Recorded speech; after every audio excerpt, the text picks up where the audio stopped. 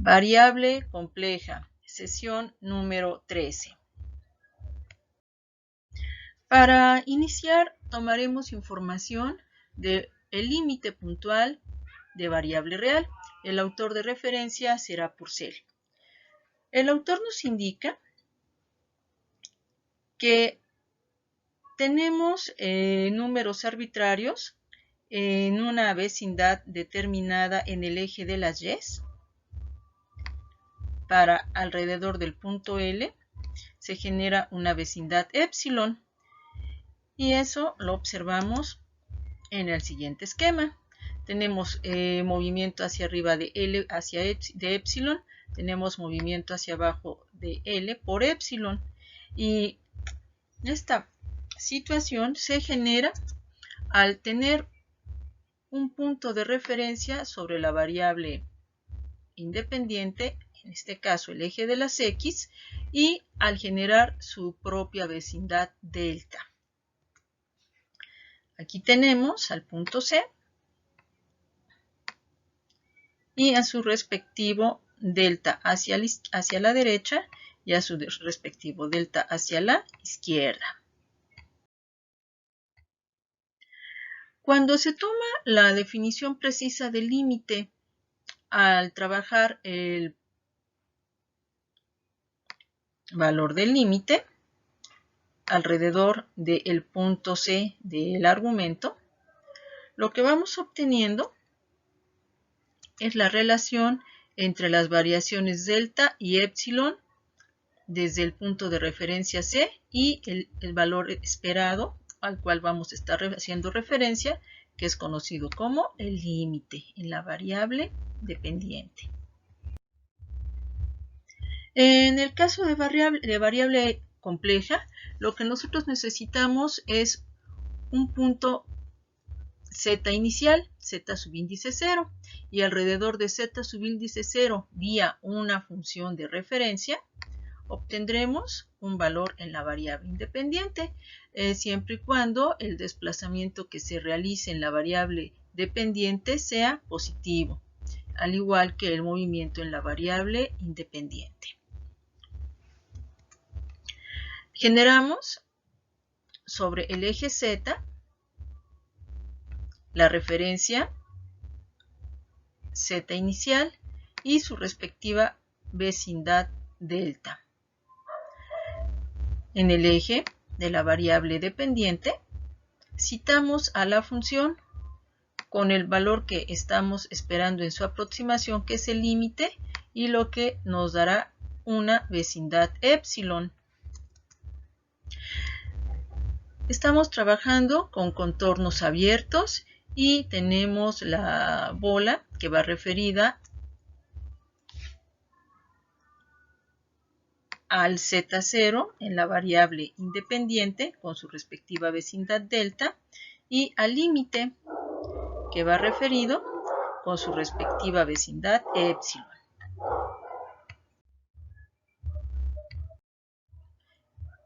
El concepto de límite lo podremos observar de la siguiente manera. Aquí tenemos un ejemplo. La función f de z es igual a iz sobre 2 en un disco abierto z menor que 1. Definimos primero quién es. Z subíndice 0 es 1. Colocamos sobre el eje horizontal nuestro círculo con contorno abierto, efectivamente centrado en 1, coordenadas 1,0. Colocamos las condiciones para establecer el delta, donde sustituimos. Después escribimos f de z, que es i por z sobre 2. Aplicamos la definición de límite al sustituir nuestros datos y encontramos que el límite es igual a f de z igual a i sobre 2.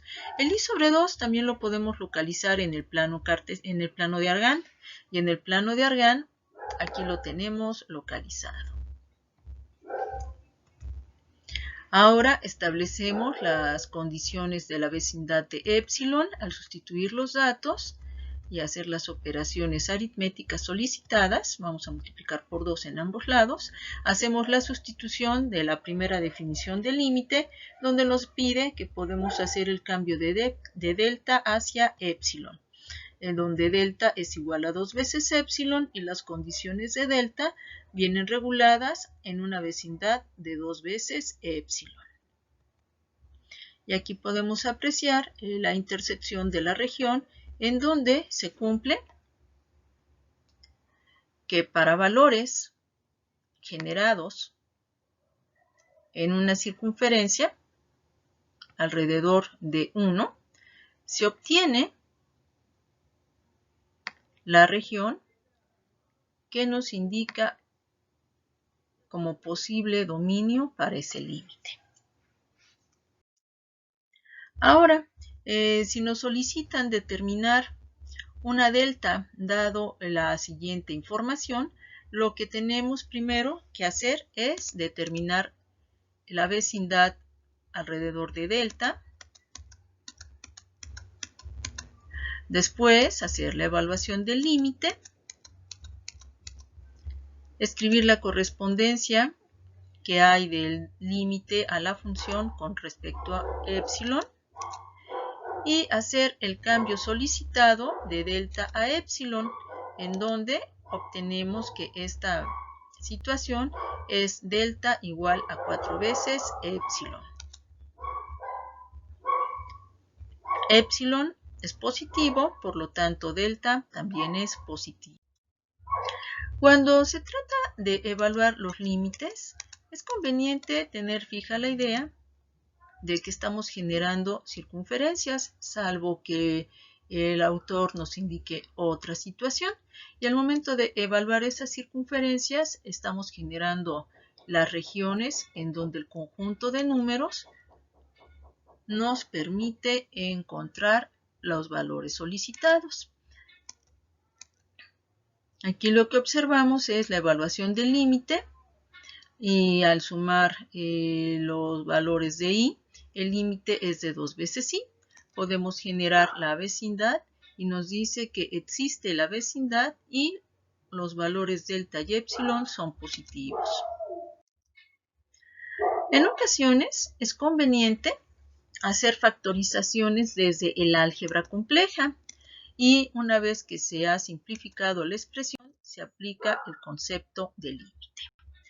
En variable compleja no tenemos relación de orden, por lo tanto, cuando se evalúa un límite, aunque las posibles soluciones a la función sean variadas, podemos encontrar diferentes trayectorias para determinar esos valores. En situaciones como estas, es conveniente recordar que se trabaja en la variable real con x y al pasar a la función estaremos trabajando a b. De la misma manera, si tenemos en la parte imaginaria un y en z, tendremos la parte b al pasar a la función en w. Y después de hacer esas consideraciones, los límites de las funciones solicitadas serán evaluados con el respectivo valor que tenga x y y esas evaluaciones determinarán la existencia o no del límite. Para saber si el límite existe, se ocupará el concepto de variable real del límite lateral. Si ambos límites evaluados en el mismo valor son iguales, el límite existe. Si los límites son diferentes, el límite de toda la función no existe. Aquí podemos observar un ejemplo en donde no hay problema si evaluamos tanto a x como a y.